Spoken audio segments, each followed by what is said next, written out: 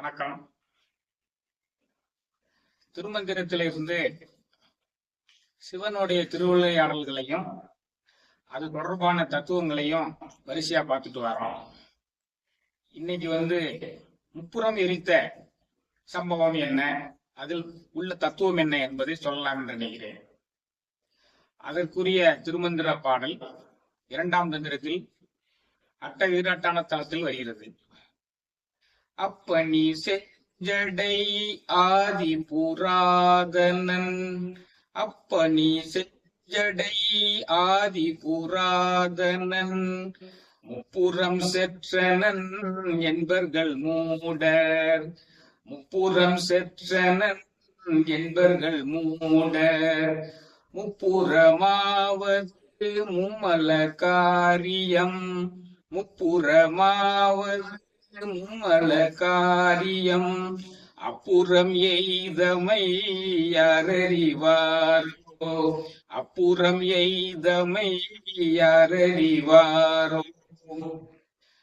இதுவரைக்கும் உள்ள எல்லா மந்திர பாடல்கள்லையும் சிவனோட திருவிளையாடல்களை பூராமே சொல்லிட்டு தத்துவங்களை நம்மளையே விளங்க வச்சுட்டார். ஆனா இந்த ஒரு பாட்டுலதான் தத்துவத்தை சொல்லி கதையையும் நம்மளை வழங்க வைக்கிறார். தத்துவத்தை முதல்ல சொல்லி கதையை நம்மளை வழங்க வைக்கிறார். இந்த பாட்டுல என்ன சொல்லுகிறது? முப்புறமாவது மும்மல காரியம், அப்புறம் எய்தமை யாரறிவாரோ. முப்புறம்னா என்னப்பா அப்படின்னா, ஆணவம், கண்மம், மாயை. மனுஷன்கிட்ட உள்ள இந்த 3 தீய குணங்களை தான் முப்புறம்ங்கிறாரு. இந்த 3 தீய குணங்களையும் சிவனுடைய நாமத்தை சொல்லி விரட்டி ஓட வைப்பதுதான் முப்புறம் எரித்தது அப்படிங்கிறது. இதை நேரடியா சொன்னா மக்களுக்கு புரியாது அப்படிங்கறதுனால இதுக்கு ஒரு தத்துவார்த்தமான வரலாறை உண்டாக்குனாங்க. அதாவது இந்த ஆணவம், கண்மம், மாயை இந்த 3 குணங்களுக்கு 3 அரக்கனை உருவகமா வச்சாங்க. அந்த 3 அரக்கன் தாரகாட்சன், கமலாட்சன், வித்துன்மாய். தாரகாட்சன், கமலாட்சன், வித்துன்மாய் இவங்க தாருகாசுரனுடைய புதல்வர்கள். இவங்க 3 பேரும் என்ன செஞ்சாங்க? பக்தியில் சிறந்தவங்க. இவங்க 3 பேரும் அரக்கர்களா இருந்தாலும் பக்தி உடையவங்களாகவும் இருந்தான். இவன் 3 பேரும் பிரமணன் நோக்கி தவம் புரிந்து பிரமன்ட்ட 3 கோட்டைகளை வாங்கினாங்க. இரும்பு கோட்டை, வெள்ளி கோட்டை, தங்க கோட்டை. இந்த 3 கோட்டைகளும் யாராலும் தகர்க்க முடியாத பாதுகாப்பான கோட்டைகள், எங்கு வேண்டுமானாலும் செல்லக்கூடிய சக்தி வாய்ந்தவை. இந்த 3 கோட்டைகளுமே ஒரே ஒரு அம்பினால் தான் மட்டும் அழிக்க முடியும் என்று வரத்தை வாங்கி வைத்துக் கொண்டார்கள். அதே சமயத்தில் சிவபக்தர்களாகவும் விளங்கினார்கள். 2 விஷயம்.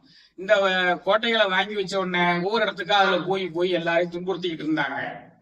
பிறகு எல்லாரும் வழக்கம் போல சிவன்கிட்ட முறையிட்ட உடனே சிவன் இந்த 3 கோட்டைகளையும் அவன் ஒரே அம்புனாலதான் தகர்க்கணும்னு சொல்லியிருக்கானே அப்படின்னு சொல்லி அதுக்கு என்ன செய்யலாம் அப்படின்னு சொல்லி பார்த்தா, பூமியை தேரனுடைய அடித்தட்டு பகுதியாகவும், சூரிய சந்திரர்களை 2 சக்கரங்களாகவும், 4 வேதங்களை 4 குதிரைகளாகவும், பிரம்மனை அந்த தேர் ஓட்டக்கூடிய சாரதியாகவும், மேருமலையை வில்லாகவும், வாசுகி பாம்பை நானாகவும், திருமாலை அம்பாகவும் உண்டாக்கி அந்த தேவதச்சன் என்ற விஸ்வகர்மாவின் மூலமாக இப்படி ஒரு ரதத்தை உருவாக்கி இவர்களை அழிப்பதற்காக அந்த இடத்திற்கு வந்தார். ஆனால் 3 கோட்டைகளையும் ஒரே சமயத்தில் அழிக்க வேண்டும், ஒரே அம்பினால் அழிக்க வேண்டும். அதே சமயத்தில் அவர்கள் சிவபக்தர்களாகவும் இருக்கிறார்கள். சிவபக்தர்களை காக்க வேண்டிய கடமையும் அவருக்கு இருக்கிறது, இந்த தேவர்களை காக்க வேண்டிய கடமையும் இருக்கிறது. அதனால என்ன செஞ்சாரு?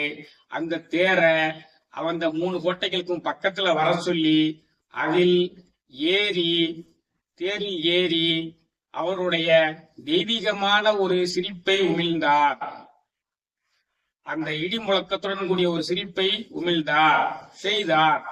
அந்த சிரிப்பில் ஏற்பட்ட வெப்பத்தின் காரணமாக 3 கோட்டைகளுமே பொசுங்கி விட்டன. 3 கோட்டைகளுமே பொசுங்கி விட்டன. அவன் வாங்கிய வரத்தின்படி ஒரே சமயத்தில் 3மே அழிந்து விட்டன.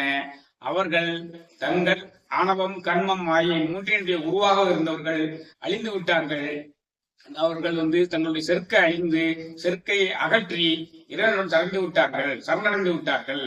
அவர்கள் சிவபக்தர்களாகவும் இருந்ததுனால சிவன் என்ன செஞ்சாரு, சிவபக்தர்களை என்னைக்குமே காக்க வேண்டும், அதுதான் வளரக்கூடிய பார்க்கக்கூடிய சந்ததிகளுக்கு அது ஒரு பாடமாக இருக்கும் என்று சொல்லி 2 பேரை அதுல வாயில் கோப்பவராக வைத்துக் கொண்டான். ஒரே ஒருத்தரை மட்டும் குடமுலா முழக்குவராக வைத்துக் கொண்டான். குடமுலா என்றால் என்ன? அது தோலினாலான ஒரு கருவி, மத்தளம் போன்றது. அடிப்பளம் ஒரே அடித்தளத்தில் 5 விதமான மத்தளங்கள் இருக்கும். 4 மூலைகளிலும் 4 மத்தளங்கள், சிறு மத்தளங்கள், மத்தியில் 1. இது இறைவனுக்கு பிடித்தமான ஒரு வாத்தியம். இதை இயக்குவதற்கு ஒருவர் வைத்துக் கொண்டார். ஆக 3 பேரையுமே தங்கள் அருகிலேயே வைத்துக் கொண்டார். சிவபக்தி உடையவர்களையும் காப்பாற்றினார், தேவர்களையும் காப்பாற்றினார். இதான் முப்புறம் எரிந்த கதை. இதுல தெரிந்து கொள்ள வேண்டியது என்ன? நம் மனதில் உள்ள ஆணவம், கண்மம், மாயை என்ற 3 அக்கர்களையும் நாம் இறை வழிபாட்டினால் ஒரே சமயத்தில் கலற்றி விட வேண்டும். அப்படி கலற்றி விட்டால் தான் இறைவனை அடைய முடியும். இந்த தத்துவத்தை மாணிக்கவாசகரும் தன்னுடைய திருவுந்தியார் இந்த பாடலில் நமக்கு சொல்றாரு. அந்த திருவுந்தியார்ல உள்ள இறைவனுடைய 20 பெருமைகள் சொல்லப்படுகின்றன.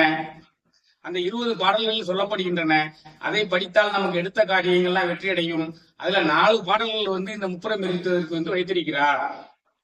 வளைந்தது வில்லு, விளைந்தது பூசல், உழைந்தன முப்புறம் உந்தி வர, ஒருங்குடன் வெந்தவார் உந்தி வர. முதல் பாடல் வளைந்தது வில்லு, விளைந்தது பூசல், ஒருங்குடன் உந்தவார் உந்தி வர. ஈரம்பு கண்டிலம் ஏகம்ப தம்பையில் ஓரம்பே முப்புறம் உந்தி வர, ஒன்றும் பெருமுகை உந்தி வர. தச்சு விடுத்தலும் தாமடி இட்டலும் அச்சு முறிந்ததென்று உந்தி வர, அழிந்தன முப்புறம் உந்தி வர. உய்ய வல்லார் ஒரு மூவரை காவல் கொண்டு எய்ய வல்லானுக்கே உந்தி வர, இளமுலை பங்கன் என்றே உந்தி வர. இந்த 4 பாடல்களும் தான் இந்த முப்புறம் எரித்ததை மாணிக்கவாசகர் மூலமாக கூறப்படுகின்றது. அந்த உய்யவல்லார் மூவரையுமே அவன் காவலாக ஏற்றுக்கொண்டான், பக்கத்திலேயே வைத்துக் கொண்டான் என்பதை அவரும் குறிப்பிடுகிறார். ஆக முப்புறம் என்பது நம் மனதில் உள்ள ஆணவம், கண்மம், மாயை என்ற 3 கெட்ட குணங்கள் தானே தவிர அவற்றை சிவயனமே என்ற மந்திரத்தின் மூலமாக அழிக்க வேண்டும், ஒரே அம்பினால் அழிக்க வேண்டும் என்பதுதான் இந்த தத்துவாக்கமான உண்மை என்பதை புரிந்து கொண்டு அனைவரும் இறைவனில் இருப்போம் என்று கூறி இந்த உரையை நிறைவு செய்கிறேன். அனைவரும் சேனலை சப்ஸ்கிரைப் செய்யுமாறு வேண்டிக் கொள்கிறேன். நன்றி, வணக்கம்.